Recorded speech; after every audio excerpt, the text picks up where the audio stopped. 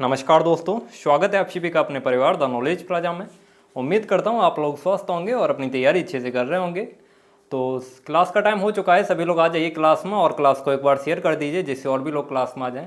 तो आज आपका फर्स्ट कैप्सूल है, आज आपका पहला कैप्सूल दिया जाएगा आप लोगों को। जैसा कि आप लोगों को बताया गया था कि टोटल आपको 12 कैप्सूल दिए जाएंगे, तो आज आपका पहला कैप्सूल है। इसमें कितने क्वेश्चन रहेंगे? तो इसमें 30 क्वेश्चन रहेंगे और जो भी क्वेश्चन रहेंगे वो बहुत ही इंपॉर्टेंट रहेंगे, इसलिए आप लोगों को सारे क्वेश्चन बहुत ही अच्छे से तैयार करने हैं। तो चलिए शुरू करते हैं आज की क्लास। ये आज का फर्स्ट क्वेश्चन दिया हुआ है, इसमें सारे सब्जेक्ट के क्वेश्चन रहेंगे, इंपॉर्टेंट क्वेश्चन सभी सब्जेक्ट के रहेंगे, 30 क्वेश्चन रहेंगे इसमें। तो ये है आपका उत्तरी गोलार्ध में सबसे बड़ा दिन कब होता है। तो सभी लोग आंसर करेंगे इसका, और आप लोग एक बार क्लास को ज़्यादा से ज़्यादा शेयर करिए जिससे ज़्यादा से ज़्यादा लोग क्लास में आ सकें। ये है आपका उत्तरी गोलार्ध में सबसे बड़ा दिन कब होता है। तो ये उत्तरी गोलार्ध में सबसे बड़ा दिन होता है 21 जून को। कब होता है? 21 जून को। सॉरी, यहाँ पे पेंसिल का कलर चेंज कर लेते हैं। तो 21 जून इसका सही हो जाएगा, 21 जून को होता है सबसे बड़ा दिन। और 22 दिसंबर को क्या होता है? तो 22 दिसंबर को सबसे छोटा दिन होता है। अगर सबसे छोटा दिन पूछे तो सबसे छोटा दिन उत्तरी गोलार्ध में 22 दिसंबर को होता है, 21 जून को सबसे बड़ा दिन होता है। चलिए अगला क्वेश्चन देखते हैं, और ये दिया हुआ है, हमारे सौरमंडल में सर्वाधिक घनत्व किस ग्रह का है? हमारे सौरमंडल में सर्वाधिक घनत्व किस ग्रह का है? शुक्र का, पृथ्वी का, बृहस्पति का या शनि का? तो सर्वाधिक जो घनत्व है वो कौन से ग्रह का है? वो पृथ्वी का है, क्योंकि इसी पे जनसंख्या पाई जाती है। तो जनसंख्या जितनी ज़्यादा होगी घनत्व उतना ही ज़्यादा होगा। घनत्व बराबर आप लोगों को फॉर्मूला तो पता ही होगा, द्रव्यमान बट्टे आयतन होता है। तो पृथ्वी का घनत्व जो है वो सबसे ज़्यादा है, क्योंकि और ग्रहों पर तो जीवन संभव नहीं है, केवल पृथ्वी पर ही है, और मंगल पर भी जीवन संभव है। ये है आपका निम्नलिखित में से कौन सा ग्रह शां या भोर का तारा कहलाता है? सां या भोर का तारा कौन से ग्रह को कहते हैं? तो सभी लोग जल्दी से आंसर करिए इसका। और ये जो क्वेश्चन आप लोगों को कराए जा रहे हैं ये बहुत ही इंपॉर्टेंट क्वेश्चन है, आप लोगों को भी लग रहा होगा। और ये है आपका निम्न में, तो इसका राइट आंसर क्या हो जाएगा? भोर का तारा और साय का तारा किसको कहते हैं? तो शुक्र ग्रह को कहते हैं। शुक्र ग्रह को क्या बोलते हैं? वीनस। वीनस बोलते हैं इसको पृथ्वी की बहन भी बोलते हैं, ये भी आप लोगों को पता होना चाहिए। और ये जो बुध ग्रह है ये सबसे छोटा ग्रह है, मरकरी जो है उसको बुध बोलते हैं, ये सबसे छोटा ग्रह है। ये है आपका हमारे सौरमंडल का सबसे बड़ा ग्रह कौन सा है? सबसे बड़ा ग्रह पूछा है तो सभी लोग जल्दी से आंसर कर दीजिए, सबसे बड़ा ग्रह कौन सा है इसका? हमारे सौरमंडल का सबसे बड़ा ग्रह जो है वो बृहस्पति है। कौन सा है? बृहस्पति, या इंग्लिश में इसको जुपिटर बोलते हैं, जुपिटर। ये जो है वो सबसे बड़ा ग्रह है। चलिए अगला क्वेश्चन देखते हैं। यहाँ पे ये दिया हुआ है, निम्नलिखित में से सबसे गहरा महासागर कौन सा है? सबसे गहरा महासागर आप लोगों को बताना है। तो प्रशांत महासागर जो है वो सबसे गहरा महासागर है, इसका ए ऑप्शन सही हो जाएगा। आगे का क्वेश्चन देखते हैं। चलिए ये दिया हुआ है, निम्न में कौन मूल राशि है? इनमें से मूल राशि आप लोगों को बतानी है, बल, कार्य, ताप या दाव। तो मूल राशि कौन सी है इसमें? तो मूल राशि जो है वो ताप है, ताप जो है वो आपकी मूल राशि है। सी ऑप्शन सही हो जाएगा इसका। चलिए नेक्स्ट क्वेश्चन देखते हैं। ये दिया हुआ है, निम्न में कौन सदिश राशि नहीं है? इनमें से सदिश राशि नहीं है वो आप लोगों को बतानी है, त्वरण, चाल, विस्थापन या वेग। तो इसमें से सदिश राशि कौन सी नहीं है? तो सदिश राशि इसमें से चाल जो है वो सदिश राशि नहीं है, चाल जो है वो सदिश राशि नहीं है। बाकी ये त्वरण, विस्थापन और वेग ये तीनों जो हैं वो सदिश राशि हैं। अगला क्वेश्चन देखते हैं। यहाँ पे ये दिया हुआ है, और ये दिया हुआ है, निम्न में कौन व्युत्पन्न मात्रक नहीं है? इनमें से कौन सा व्युत्पन्न मात्रक नहीं है? मीटर पर सेकंड स्क्वायर, रेडियन पर सेकंड, एम्पियर या न्यूटन। तो इसका राइट आंसर क्या हो जाएगा? आप सभी लोग इसका आंसर करिए। और आप लोगों को बता दें, ये जो आपका ये कैप्सूल दिए जाएंगे ये आप लोगों को अब डेली मिला करेंगे। डेली आप लोगों को सुबह एक कैप्सूल मिलेगा, और शाम को आप लोगों की जो सुपर 20 बैच चलता था वो आप लोगों की शाम को उसकी क्लास चला करेगी, उसमें आप लोगों को डेली 50 क्वेश्चन मिलेंगे। यानी कुल मिला के आप लोगों को डेली 80 क्वेश्चन प्रोवाइड किए जाएंगे। और आज 6 तारीख है, तो आज शाम को आप लोगों को 200 क्वेश्चन का मॉडल पेपर प्रोवाइड कर दिया जाएगा, उसे आप लोग लगाएंगे और उसे प्रैक्टिस करेंगे। उसके बाद आप लोगों को उसका आंसर शीट मिल जाएगा। आंसर शीट आप लोगों को कल प्रोवाइड किया जाएगा, क्योंकि आज आप लोग उससे प्रैक्टिस करें, उसके बाद कल आप लोग उससे आंसर मिला लेंगे अपने। ऐसे ही करके आप लोगों को 6 मॉडल पेपर प्रोवाइड किए जाएंगे। ये कहाँ पे प्रोवाइड किए जाएंगे? तो ये आप लोगों का जो पेड ग्रुप बना है उस पर आप लोगों को प्रोवाइड किए जाएंगे। आप लोगों को उसके बारे में बता दिया गया है, और कल आपका जो ऑफर था वो खत्म हो चुका है। तो ये है आपका, निम्न में कौन व्युत्पन्न मात्रक नहीं है? तो इसका राइट आंसर क्या हो जाएगा? इसमें से जो एम्पियर है, एम्पियर जो है वो व्युत्पन्न मात्रक नहीं है। सी ऑप्शन सी हो जाएगा इसका। चलिए अगला क्वेश्चन देखते हैं। ये दिया हुआ है, निम्न में कौन अदिश राशि नहीं है? इनमें से अदिश राशि कौन सी नहीं है? तो वो आप लोगों को बतानी है। अदिश राशि कौन सी नहीं है? कार्य, दाव और ऊर्जा या संवेग। तो इसमें से अदिश राशि कौन सी नहीं है? संवेग जो है वो अदिश राशि नहीं है, संवेग जो है वो अदिश राशि नहीं है। इसमें ये पूछा गया है कि इसमें से सदिश राशि है, क्योंकि यहाँ पे ये जो बाकी हैं ये सब आपकी वो सदिश राशि हैं, तो इसमें से अदिश राशि कौन सी है? अदिश राशि आपका डी ऑप्शन सी हो जाएगा। अगला क्वेश्चन देखिए, चलिए यहाँ पे ये दिया हुआ है, निम्न में आधुनिक भौतिक विज्ञान का पिता किसे कहते हैं? आधुनिक भौतिक विज्ञान का पिता किसे कहते हैं? Father of modern physics. Modern physics का फादर किसको बोलते हैं? तो आइंस्टीन को मॉडर्न फिजिक्स का फादर बोलते हैं। बी ऑप्शन सी हो जाएगा। यहाँ पे जो भी क्वेश्चन कराए जाते हैं बहुत ही इंपॉर्टेंट क्वेश्चन है, आप लोगों के लिए हर एक क्वेश्चन इंपॉर्टेंट है, इसलिए आप लोग हर एक क्वेश्चन को अच्छे से तैयार करिए। ये दिया हुआ है, और इसके साथ साथ आप लोग अपना रिवीजन भी कराए रखिए। रिवीजन, अब मैंने आप लोगों को बताया कि रिवीजन ज़्यादा से ज़्यादा करिए, तो आप लोग अपने रिवीजन को भी जारी रखिए, ज़्यादा से ज़्यादा रिवीजन करिए, जिससे आप लोगों का जो कन्फ्यूजन है वो दूर हो और आप लोगों के एक भी क्वेश्चन उसमें गलत ना हो। ये दिया हुआ है, सम इलेक्ट्रॉनिक के लिए कौन सा विकल्प चाहिए? तो सम इलेक्ट्रॉनिक क्या होते हैं? जिसमें इलेक्ट्रॉनों की संख्या समान होगी वो क्या होंगे? वो सम इलेक्ट्रॉनिक होंगे। तो इसमें देख लीजिए किसमें इलेक्ट्रॉनों की संख्या समान होगी। तो आप लोग जल्दी से आंसर करिए इसका एक बार, जिससे हमें पता चले कि हाँ आप लोग भी इसका वो कर रहे हैं, क्योंकि मैं ये जो क्वेश्चन है ये आप लोगों को काफ़ी बार बता चुका हूँ। तो इसका राइट आंसर क्या हो जाएगा?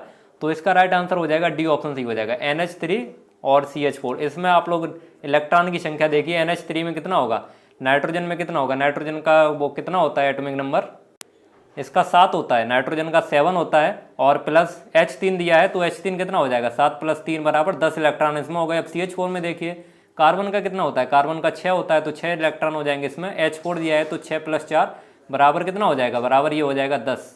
तो दोनों में 10-10 इलेक्ट्रॉन है, ये आप लोगों का इसलिए सही हो जाएगा। बाकी इनमें से किसी में आप लोगों के इलेक्ट्रॉन जो हैं वो समान नहीं होंगे, आप लोग निकाल सकते हैं। चलिए अगला क्वेश्चन दिया हुआ है यहाँ पे, ये दिया हुआ है इलेक्ट्रॉन का द्रव्यमान होता है। इलेक्ट्रॉन का द्रव्यमान आप लोगों को बताना है, तो इलेक्ट्रॉन का द्रव्यमान कितना होता है? इसका राइट आंसर हो जाएगा 9.1 × 10⁻³ किलोग्राम। 9.1 × 10⁻³ किलोग्राम इसका सही हो जाएगा। और अगर ग्राम में दिया होता तो इसकी 10⁻28 ग्राम हो जाता। अगर ग्राम में दिया होता तो माइनस का 28 हो जाता है, किलोग्राम में दिया है तो -31 किलोग्राम। और इस पे चार्ज कितना होता है?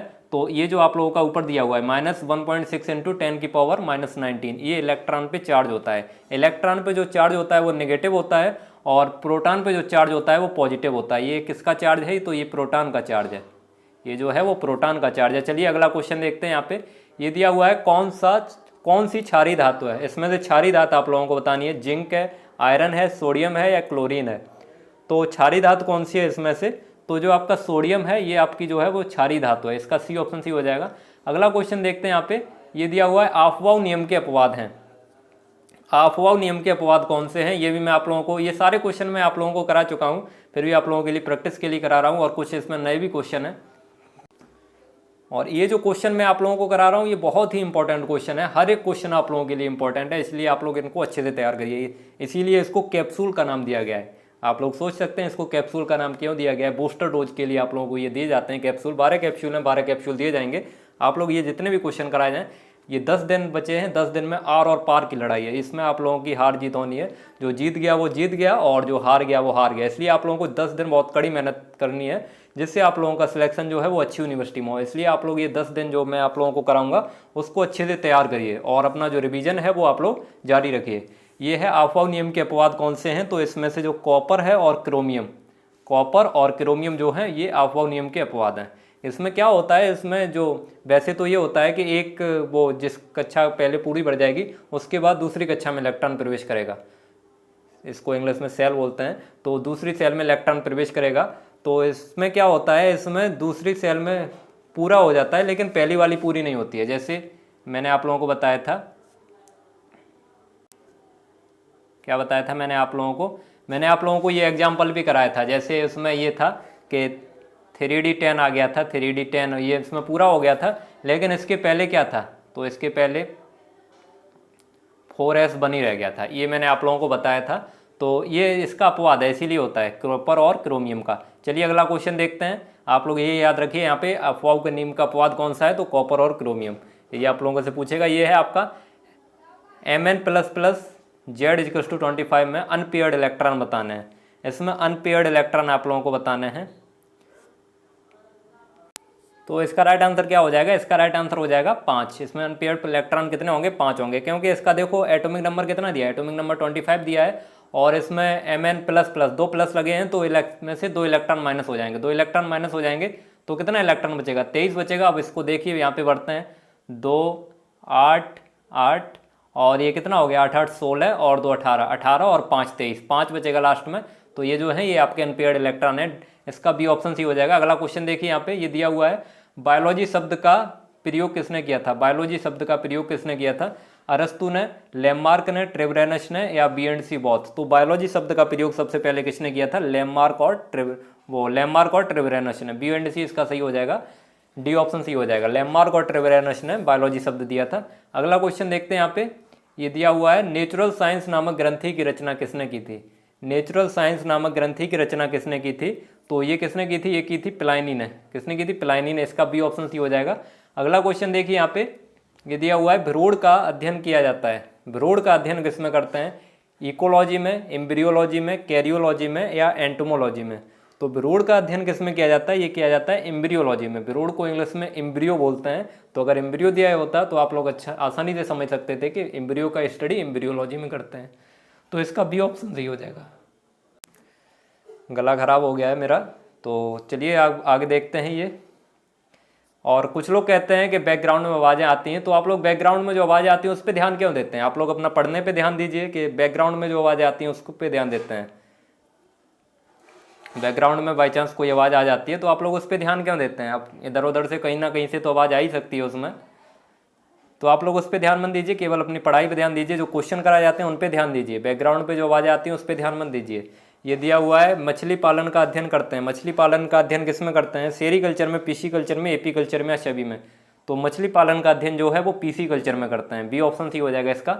अगला क्वेश्चन देखिए, और मछलियों का अध्ययन पूछे तो मछलियों का अध्ययन किसमें करते हैं, मछलियों का अध्ययन इक्थियोलॉजी में करते हैं। मैं आप लोगों को ये सारी चीज़ें बता चुका हूँ। ये है आपका सारोलॉजी में किसका अध्ययन करते हैं, सारोलॉजी में किसका अध्ययन करते हैं, सरीसृप एवं उभयचरों का, छिपकलियों का, कीटों का या सांपों का। तो सेरोलॉजी में किसका स्टडी करते हैं, सभी लोग जल्दी से आंसर करिए इसका। सेरोलॉजी में किसका स्टडी करते हैं, तो सेरोलॉजी में छिपकलियों का अध्ययन करते हैं। किसका अध्ययन करते हैं, छिपकलियों का। बी ऑप्शन सी हो जाएगा। अगला क्वेश्चन देखिए, ये दिया हुआ है, पौधों में बाष्पोत्सर्जन होता है, पौधों में बाष्पोत्सर्जन किसके द्वारा होता है, जड़ द्वारा होता है, पत्ती द्वारा होता है, तने द्वारा होता है या पुष्प द्वारा होता है। तो बाष्पोत्सर्जन की क्रिया किसके द्वारा होती है, तो सभी लोग जल्दी से आंसर करिए इसका। बाष्पोत्सर्जन की क्रिया किसके द्वारा होती है, तो जो मुख्यतः होती है वो तो आप लोगों की पत्ती के द्वारा होती है, पत्ती के द्वारा होती है। बाकी तने के द्वारा भी कुछ होता है और पुष्प के द्वारा भी कुछ होता है, जड़ के द्वारा तो नहीं होता है, जड़ नीचे होती है तो उसके द्वारा तो नहीं होता है, और फल के द्वारा भी बाष्पोत्सर्जन होता है। लेकिन मुख्य रूप से जो होता है वो होता है पत्ती के द्वारा। आप लोगों को अगर ऐसा ऑप्शन मिलता है पौधों में बाष्पोत्सर्जन की क्रिया किसके द्वारा होती है, तो आप लोग इसके द्वारा लगाएंगे, पत्ती के द्वारा। और अगर स्टोमेटा मिल जाता है तो आप लोग स्टोमेटा लगाएंगे, क्योंकि पत्ती में जो स्टोमेटा पाए जाते हैं उसी से ये बाष्पोत्सर्जन की क्रिया होती है। चलिए अगला क्वेश्चन देखते हैं। यहाँ पे ये दिया हुआ है, कोशिका शब्द किसने दिया था, कोशिका शब्द किसने दिया, एंटनी वान ल्यूवेनहॉक ने, रॉबर्ट ब्राउन ने, रॉबर्ट हुक ने या सी वेंडा ने। तो कोशिका शब्द किसने दिया था, सभी लोग जल्दी से आंसर करिए इसका। और जो लोग क्लास को लाइक नहीं किए वो लोग क्लास को लाइक कर देंगे और क्लास को एक बार ज़्यादा से ज़्यादा शेयर कर दीजिए, जैसे और भी जो साथी जिन लोगों को नहीं पता है कि यहाँ पे प्रैक्टिस कराई जा रही है तो वो लोग भी क्लास में आ सकें और वो लोग भी अच्छी रैंक के साथ सिलेक्शन ले सकें।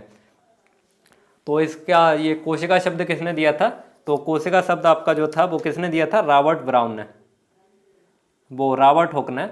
बी ऑप्शन सी हो जाएगा इसका। कोशिका शब्द किसने दिया था, रॉबर्ट हुक ने। बी ऑप्शन सी हो जाएगा। अगला क्वेश्चन देखिए, और कोशिका की खोज किसने की थी, तो कोशिका की खोज भी रॉबर्ट हुक ने की थी।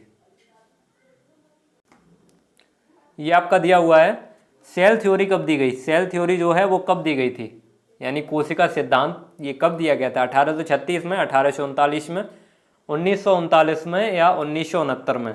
तो सेल थ्योरी जो है वो 1939 में दी गई थी। कब दी गई थी, 1939 में दी गई थी। सी ऑप्शन सी हो जाएगा इसका। अगला क्वेश्चन देखिए, यहाँ पे ये दिया हुआ है, सबसे बड़ा कोशिका है वो, सबसे बड़ी कोशिका कौन सी है इसमें, माइकोप्लाज्मा है, तंत्रिका तंत्र है, शुतुरमुर्ग का अंडा है या आरबीसी है। तो आप लोगों से यहाँ पे सबसे बड़ी कोशिका पूछी गई है, सबसे बड़ी कोशिका आप लोगों को बतानी है। तो सबसे बड़ी कोशिका इसमें से राइट आंसर कौन सा हो जाएगा, सोच समझ के थोड़ा आंसर करिए और सभी लोग जल्दी से आंसर करिए इसका। सबसे बड़ी कोशिका कौन सी है, तो इसका राइट आंसर हो जाएगा शुतुरमुर्ग का अंडा। शुतुरमुर्ग का अंडा जो है वो सबसे बड़ी कोशिका है। और यहाँ पे अगर आप लोगों से पूछता कि सबसे लंबी कोशिका कौन सी है, तो आपका ये नर्व सेल होती है। नर्व सेल या तंत्रिका तंत्र जो है वो सबसे लंबी कोशिका है। तो आप लोगों को लंबी और बड़ी में थोड़ा अंतर करना है। लंबी जो है वो तंत्रिका तंत्र है और बड़ी कोशिका जो है वो शुतुरमुर्ग का अंडा है। और ये माइकोप्लाज्मा जो है वो आप लोगों की सबसे छोटी कोशिका है। माइकोप्लाज्मा गैलीसेप्टिकुलम, माइकोप्लाज्मा लेड और पीपीएलओ, ये जो हैं वो सबसे छोटी कोशिकाएं हैं। अगला क्वेश्चन देखते हैं। यहाँ पे ये दिया हुआ है सिस्टेमा नेचुरी किसकी कृति है, या सिस्टेमा नेचुरी किसकी पुस्तक है। तो आप लोगों को ये सारे क्वेश्चन मैं आप लोगों को बता चुका हूँ, तो इसका आंसर कर दीजिए फटाफट आप लोग। सिस्टेमा नेचुरी किसकी पुस्तक है, तो सिस्टेमा नेचुरी जो है वो किसकी है, लीनियस की पुस्तक है। लीनियस की पुस्तक है। सी ऑप्शन सी हो जाएगा, कैरोलस लीनियस, वो ए ऑप्शन सी हो जाएगा, सॉरी। अगला क्वेश्चन देखते हैं। यहाँ पे ये दिया हुआ है पैगिंग किस फसल से संबंधित है। इसमें आप लोगों के सारे सब्जेक्ट के क्वेश्चन ऐड किए गए हैं और 30 क्वेश्चन में ये बिल्कुल निचोड़ लिया गया है सभी सब्जेक्ट का। इस 30 क्वेश्चन में सभी सब्जेक्ट का निचोड़ दिया गया है। ये 12 कैप्सूल आप लोगों को दिए जाएंगे, इसीलिए इसका नाम बूस्टर डोज रखा गया है। तो आप लोगों को ये बूस्टर डोज दी जाएगी जिससे आप लोगों को तैयारी और बेहतर हो। इसलिए डेली आप लोगों की सुबह ये कैप्सूल चला करेगा। तो आप लोग डेली सुबह आइए क्लास में, और शाम को आप लोगों के वो जो सुपर 20 बैच चल रहा था वो आप लोगों का डेली शाम को सुपर 20 बैच ही चलेगा। तो उसमें आप लोग अपने वो जो क्वेश्चन कराए जाएंगे वो आप लोग तैयार करेंगे। डेली आप लोगों को 80 क्वेश्चन कराए जाएंगे, 30 क्वेश्चन सुबह कराए जाएंगे और 50 क्वेश्चन शाम को कराए जाएंगे। तो आप लोगों को दोनों क्लास लेनी है और जितने भी क्वेश्चन कराए जाएँ सब अच्छे से तैयार करना है। और अपना रिविज़न जो है वो आप लोग रिविज़न ज़्यादा से ज़्यादा करते रहिए। ये दिया हुआ है पैगिंग किस फसल से संबंधित है, तो पैगिंग क्रिया जो है वो मूंगफली से संबंधित है। किससे संबंधित है, मूंगफली से संबंधित है, बी ऑप्शन सी हो जाएगा। और पैगिंग क्रिया जो होती है उस समय इंटरकल्चर प्रोसेस होती हैं वो नहीं करनी चाहिए खेत में। जो अंतराशस्यन क्रियाएं होती हैं वो खेत में नहीं करनी चाहिए जब पैगिंग क्रिया होती है। ये भी क्वेश्चन आता है, तो आप लोगों को पता होना चाहिए जब पैगिंग क्रिया होती है तब अंतराशस्यन क्रियाएं नहीं करनी चाहिए। ये दिया हुआ है ICAR की स्थापना कब हुई थी। ICAR की स्थापना आप लोगों को बतानी है, Indian council of agriculture research. इसकी स्थापना कब हुई थी, 16 जुलाई 1929, 15 जुलाई 1929, 16 जुलाई 1966 या नन ऑफ दिस। तो ICAR की स्थापना कब हुई थी, 16 जुलाई 1929 को। 16 जुलाई 1929 को ICAR की स्थापना हुई थी। इसका ये ऑप्शन सी हो जाएगा। ये ICAR कहाँ पे है, तो ये नई दिल्ली में है, नई दिल्ली में है। अगला क्वेश्चन देखते हैं। यहाँ पे ये दिया हुआ है निपिंग या टॉपिंग किससे संबंधित है। जो निपिंग और टॉपिंग क्रिया होती है वो किससे संबंधित है, मूंगफली से, टमाटर से, सूरजमुखी से या नन ऑफ दिस। तो निपिंग और टॉपिंग क्रिया जो है वो इनमें से तो किसी से संबंधित नहीं है। इसका डी ऑप्शन सी हो जाएगा। किससे संबंधित है, तो ये चना से संबंधित है। चना इसका सही ऑप्शन हो जाएगा। ये none of the, D option C होगा इसका। अगला क्वेश्चन देखिए। यहाँ पे ये दिया हुआ है हरित क्रांति के पिता हैं। ये आपका सेकंड लास्ट क्वेश्चन है। हरित क्रांति के पिता कौन है, डॉक्टर नॉर्मन नी बोरलाग, MS स्वामीनाथन, KL चड्डा या नन ऑफ दीज। तो हरित क्रांति के पिता कौन है, तो आप लोगों को बताना है। हरित क्रांति के पिता जो हैं वो डॉक्टर एनी बोरलाग। इनका पूरा नाम क्या है, नॉर्मन ई बोरलाग। ये जो है वो हरित क्रांति के पिता हैं। विश्व में हरित क्रांति के पिता डॉक्टर नॉर्मन ई बोरलाग हैं। और अगर इंडिया में पूछा जाए इंडिया में हरित क्रांति के पिता कौन है, तो इंडिया में MS स्वामीनाथन है। ये इंडिया में है। तो चलिए आज का लास्ट क्वेश्चन देखते हैं। ये दिया हुआ है चारे वाली फसल की रानी किसे कहते हैं। चारे वाली फसल की रानी किसे कहते हैं, बरसीम को, मक्का को, छोटी इलायची को या लूसर्न को। तो चारे वाली फसलों की रानी किसको बोलते हैं, ये बोलते हैं लूसर्न को। लूसर्न को चारे वाली फसलों की रानी बोलते हैं और बरसीम को चारे वाले फसलों का राजा बोलते हैं। तो आज की क्लास आप लोगों की यहीं पे समाप्त होती है। उम्मीद करता हूँ आप लोगों को क्लास अच्छी लगी होगी। अगर क्लास अच्छी लगी है तो इसे लाइक कीजिए और ज़्यादा से ज़्यादा लोगों तक शेयर कीजिए। और जो लोग चैनल पे पहली बार आए हुए हैं वो लोग चैनल को सब्सक्राइब करेंगे, बेल आइकन प्रेस करेंगे ताकि आने वाली वीडियो की नोटिफिकेशन आपके पास समय से पहुंच सके। अब मिलेंगे आप लोगों को शाम वाली क्लास में। शाम को आपकी 8 बजे क्लास चलती है और डेली आपकी सुबह 7 बजे क्लास चलने लगेगी। आज से शुरू हुई है ये 7 बजे वाली क्लास। अब डेली आप लोगों की ये क्लास चलेगी जब तक आप लोगों का पेपर नहीं हो जाता है। और आप लोगों को यहाँ पे जितने भी क्वेश्चन कराए जाते हैं सब क्वेश्चन को अच्छे से तैयार करते रहिए, क्योंकि ये जो क्वेश्चन कराए जा रहे हैं, अभी जो क्वेश्चन कराए जा रहे हैं ये तो बहुत ही इंपॉर्टेंट क्वेश्चन है। और अभी तक आप लोगों को बहुत सारे क्वेश्चन करा दिए गए हैं।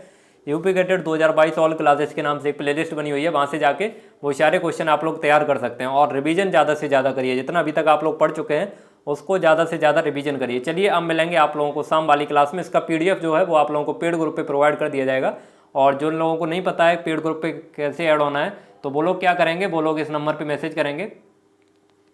ये नंबर लिख लेंगे आप लोग, जिन लोगों को नहीं पता है, 9720 802028 9720802028 ये टेलीग्राम नंबर है, इस पर आप लोगों को मैसेज करनी होगी यूपी कैडेट PDF 2022। ये मैसेज करेंगे तो आप लोगों को पता चल जाएगा कैसे आप लोगों को पेड ग्रुप पे ऐड किया जाएगा और उस पर क्या क्या मिलेगा वो सब आप लोगों को पता चल जाएगा। और जो लोग नहीं ऐड होना चाहते हैं, जिनको PDF नहीं चाहिए, वो उन लोगों के लिए भी कोई दिक्कत नहीं है। आप लोगों की क्लास तो यहाँ पे चलती है, डेली आप लोग क्लास में आइए और यहाँ से अपने जो क्वेश्चन है वो आप लोग तैयार कर लीजिए। चलिए, तो हम मिलेंगे आपको शाम वाली क्लास में, तब तक के लिए जय हिंद, वंदे मातरम।